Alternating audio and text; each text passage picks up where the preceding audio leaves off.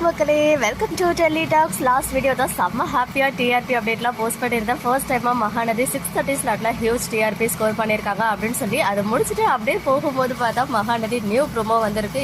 நாளைக்கு ஒரு நாள் தான் இந்த வீக் வந்து எபிசோடு இருக்கு இல்லையா, அதுக்கான ப்ரோமோ தான் ரிலீஸ் பண்ணியிருக்காங்க. ஸோ நம்ம எல்லாருக்குமே தெரியும், இன்னைக்கு மார்னிங் வந்து அந்த காஸ்டியூமில் தான் அப்கமிங்கில் நிறைய சீன்ஸ் வந்து ஷூட் பண்ணியிருக்காங்க. ஈவன் ஹோமுக்குமே போகிறாங்க, அங்கே வெண்ணிலாவெல்லாம் பார்க்குறாங்கன்னு சொல்லி.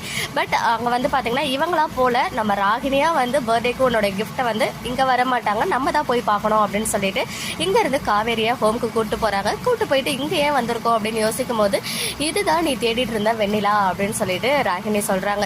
ஸோ சொன்னதுமே செம்மையாக வந்து ஷாக் ஆக்கிடுறாங்க.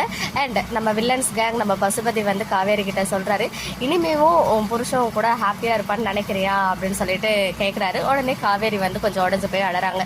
ஸோ என்னதான் வந்து அவங்களுக்கு மனசுக்குள்ளே தெரியும் விஜய் அண்ட் காவேரியை பிரிக்க முடியாது அப்படின்னு சொல்லி. பட் இருந்தாலுமே சடனாக இப்படி ஒரு இன்சிடென்ட் நடந்ததுமே அவங்களால வந்து எப்படி ரியாக்ட் பண்ணுறது, அழுது தானே அதை தெரிவிக்க முடியும். ஸோ இப்போதான் அவ்வளோ சந்தோஷமாக இருந்தாங்க, பழைய காவேரியாக நமக்கு மீண்டு வந்தாங்க. ஸோ அது வந்து ஒரு நாள் கூட நிலைக்கவே இல்லை, ஒன்ஸ் அகைன் ஆட ஆரம்பிச்சிட்டாங்க. பிகாஸ் வெண்ணிலாவோடைய என்ட்ரி இது வந்து நம்ம எதிர்பார்த்தது தான், இந்த மாதிரி பெரிய இம்பேக்ட் கிரியேட் ஆகும் அப்படின்னு சொல்லிட்டு. ஸோ பார்க்கலாம் என்ன மாதிரி ஸ்மார்ட்டாக மூவ் பண்ணுறாங்க காவேரி அப்படின்னு சொல்லி. நமக்கு கிடைச்ச அப்கமிங் நிறைய பிடிஎஸ் எல்லாம் பார்க்கும்போது கண்டிப்பாக ஏதோ ஒரு சில நிறைய சம்பவங்கள்லாம் நடக்குது. அதுக்கப்புறம் காவேரியும் விஜயும் வந்து ஏதோ கன்சோல் பண்ணுற மாதிரி ஒரு சீன் வருது, பியூட்டிஃபுல்லான சீன் அப்படின்னு சொல்லி. ஸோ சடனாக வெண்ணிலாவை பற்றி தெரிஞ்சதுமே நம்ம காவேரி உடஞ்சி போகிறாங்க. பட் கண்டிப்பாக அதை வந்து கூடிய சீக்கிரமே அதை வந்து அவங்க எப்படி சரி பண்ணலாம் அப்படின்னு சொல்லிட்டு தான் பார்ப்பாங்க. அதுக்கான ஒரு சொல்யூஷன் கண்டிப்பாக அவங்களே அமைதியாக யோசித்து முடிவு எடுப்பாங்க அப்படின்னு சொல்லிட்டு நம்மளுமே வந்து பாசிட்டிவாக திங்க் பண்ணுவோம்.